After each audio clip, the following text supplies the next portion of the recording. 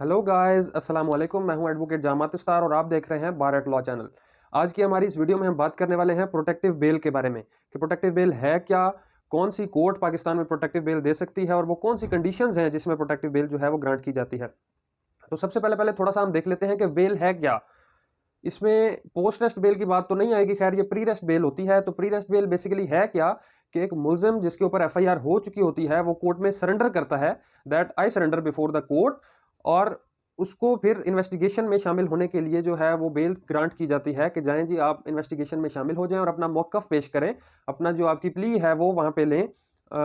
Basically बंदे का कहना ये होता है कि मैं बेकसूर हूं, बदनीयती से मैलाफाइडली जो है मुझे इम्प्लीकेट कर दिया गया है, मुझे मुलविस कर दिया गया है इस मुकदमे में। तो अपनी सफाई देने के लिए, एक मुलजिम अपनी सफाई दे सके, इसलिए उसको कोर्ट जो है वो प्रोटेक्टिव बेल ग्रांट करती है, प्री रेस्ट बेल ग्रांट करती है।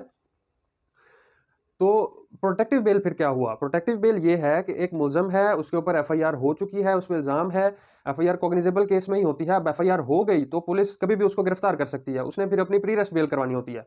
तो कोई भी रीजंस हो सकती हैं जिनकी बिना पर वो जो कंसर्न कोर्ट है, मुतलका अदालत है, वहां नहीं पहुंच सक रहा किसी भी वजह से, या उसको खदशा है कि उसको गिरफ्तार कर लिया जाएगा। जब भी किसी की गिरफ्तारी होती है तो he will be humiliated at the hands of police.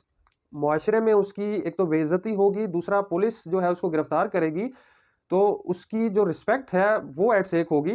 तो इसलिए अगर कोई भी शख्स कंसर्न कोर्ट तक पहुंच नहीं सकता किसी भी वजह से, मैं आपको सिंपल सी एग्जांपल देता हूं। एक शख्स अगर अब्रॉड है और उसके जाने के बाद पीछे से उस पर एफआईआर रजिस्टर हो जाती हैं और वो प्रोक्लेम्ड ऑफेंडर हो जाता है, इश्तियारी मुलजिम हो जाता है, तो जब भी उसने पाकिस्तान आना है और उसको कभी खदशा है, उसको शक है कि उसको एयरपोर्ट पे ही गिरफ्तार कर लिया जाएगा और दूसरी पार्टी तक हो सकता है कि इंफॉर्मेशन पहुंच गई हो या पुलिस उसमें इन्वॉल्व हो, तो वो आने से पहले अपनी हाई कोर्ट से प्रोटेक्टिव बेल ले सकता है कि मैं जी सरेंडर करना चाहता हूं, मैं बेकसूर हूं, मुझे जो है वो अपनी सफाई पेश करने का मौका दिया जाए। तो वो हाई कोर्ट से प्रोटेक्टिव बेल लेगा और फिर वो पाकिस्तान आएगा और जो कंसर्न कोर्ट होगी वहां पे जाके फिर वो अपनी प्री रेस्ट बेल जो है वो वहां से सीख करेगा और बेल करवा के फिर वो इन्वेस्टिगेशन में शामिल होगा।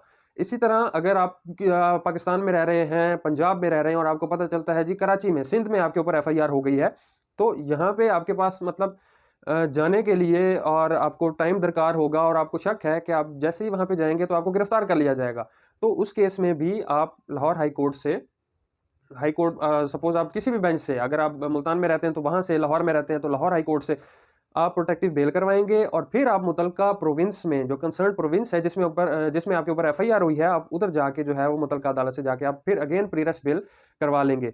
इसी तरह अगर जो सेकंड पार्टी है वो असर रसूख रखती है, वो काफ़ी स्ट्रॉन्ग है, पुलिस के ऊपर उनका मतलब इख्तियार चलता है और आपको शक है कि आप मुतलका जो कोर्ट है वह उसके बाहर से ही आपको गिरफ्तार कर लिया जाएगा या आपको कोर्ट तक पहुंचने ही नहीं दिया जाएगा। प्री रेस्ट आपने जब भी करवानी है कोर्ट में आपको हाजिर होना पड़ता है, वहां पे आपकी अटेंडेंस होती है और आजकल तो पिक्चर भी बनाते हैं वो इंटरम जो बेल वो ग्रांट की जाती है कि आप जाएं जी, शामिल तफ्तीश हो जाएं, आप इन्वेस्टिगेशन ज्वाइन करें। तो अगर आपको शक है कि दूसरी पार्टी इतना असर और रसूख रखती है पुलिस के ऊपर भी और वैसे भी, और वो आपको मुतलका अदालत में पहुंच कर बेल लेने नहीं देगी, तब भी आप हाई कोर्ट से प्री रेस्ट जो प्रोटेक्टिव बेल है वो करवा सकते हैं और फिर मुतलका अदालत जा सकते हैं। अगर वो तब आपको गिरफ्तार करना चाहेंगे भी तो नहीं कर सकेंगे क्योंकि आपने प्रोटेक्टिव बेल अपनी हाई कोर्ट से करवाई हुई होगी और उसके बाद आप मुतलका अदालत से प्री रेस्ट बेल जो है वो सीख करेंगे। प्रोटेक्टिव बेल को ट्रांजिटरी बेल भी कहा जाता है कि सफ़र के दौरान जो हमें ज़रूरत है बेल की, तो वो प्रोटेक्टिव बेल होती है। ये नॉर्मली 3 डेज, 5 डेज या 7 डेज भी हो सकती है और ऑटोमेटिकली जब वो टाइम पीरियड खत्म होगा, जितने टाइम पीरियड के लिए आपको प्रोटेक्टिव बेल ग्रांट की गई है,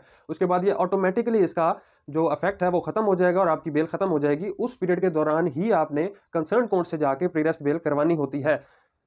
थैंक यू वेरी मच। उम्मीद करता हूँ आपको हमारा लेक्चर पसंद आया होगा। मजीद वीडियोस के लिए हमारे साथ बने रहिए। इंशाल्लाह नेक्स्ट वीडियो में हाजिर होंगे।